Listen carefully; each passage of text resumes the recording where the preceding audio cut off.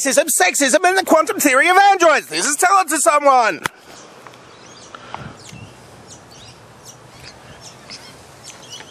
Greetings and welcome to Tell It to Someone, the show where you bend your knees and not your back. First question is from R. Riverstone 1. Why do white, middle-class, able-bodied American men are probably the most privileged human beings on Earth, besides for the simpering Prince Charles in the UK, think they know anything substantial about feminism and feel it's their sworn duty to inform the world what a failure it is? Why haven't they had to critique civil rights in the same superficial, arrogant and uninformed manner? Is it because they are scared of men of colour will beat them up and don't fear women? Well, yes, possibly, but maybe it could be that feminism hasn't actually worked. I mean, women have no women have been in the White House as yet, but it could be that they believe that women are weaker than them, because they fear all those black people who have been to prison and they've worked out and they've bulked up. But that's not to say that women can't be strong. There's special websites out there with some very strong women in these websites that I've seen. It's kind of disturbing and kind of arousing at the same time. Next question is also by R. Riverstone 1. Hey, where's Weasel Sniff? I think I found her.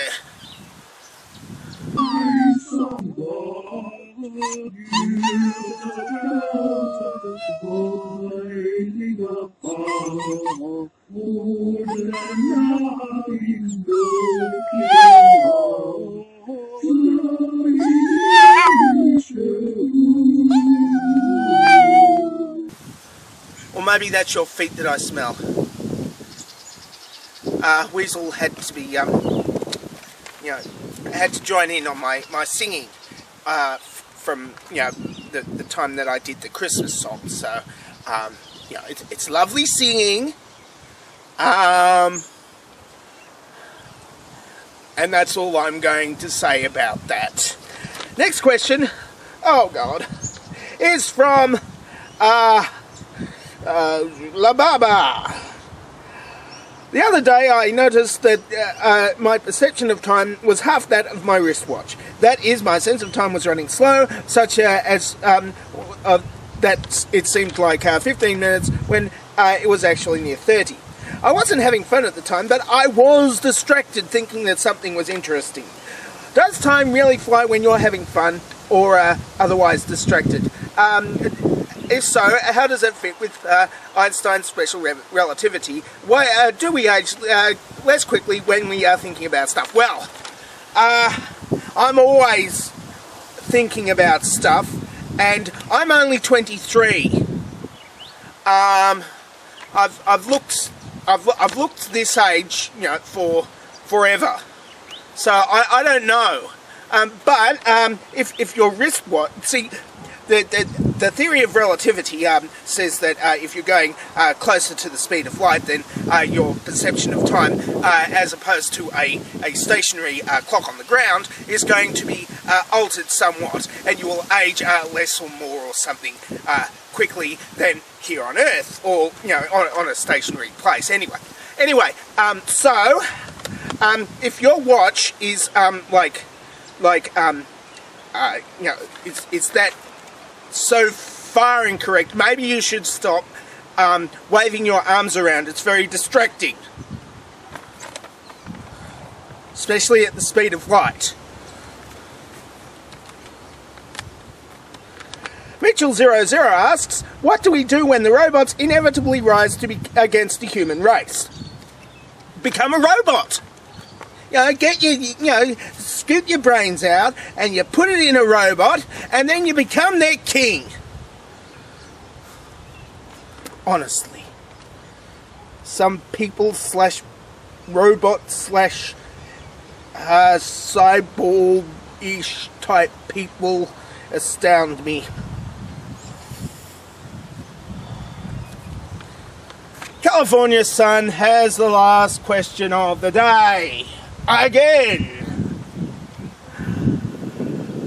Dear Dangerously Talented, when we, humanity, get off this planet and take to the heavens, assuming we have the good sense to put our petty squabbles and trivial distractions behind us, we will inevitably be scattered to the far reaches of the universe, and distances involved will be so great as to basically render us genetically as well as probably societally isolated.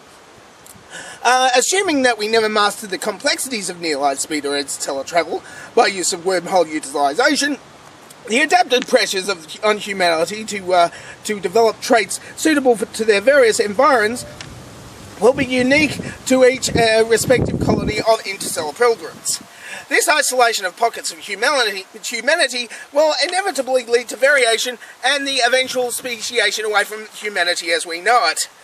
My question to you this week is, how do you foresee the evolutionary development of humanity in the millennia to come, given the genetic isolation brought about by the vastness of the cosmos? And are there ways to ensure the greatest descendants don't turn on themselves in a misunderstanding of our commonality? Thank you for answering my questions, and of course I especially want to thank you for the time to read them live. Okay,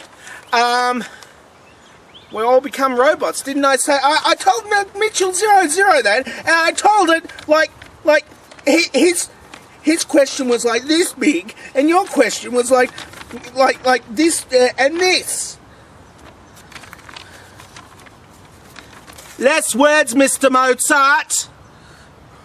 And that's it for Tell It to Someone for this week. If you would like to ask me questions for Tell It to Someone for next week, then do so now. Or maybe, afterwards, in the comments section or whatever. And here is your dovetail question for this week. And here are the answers for last week's dovetail question.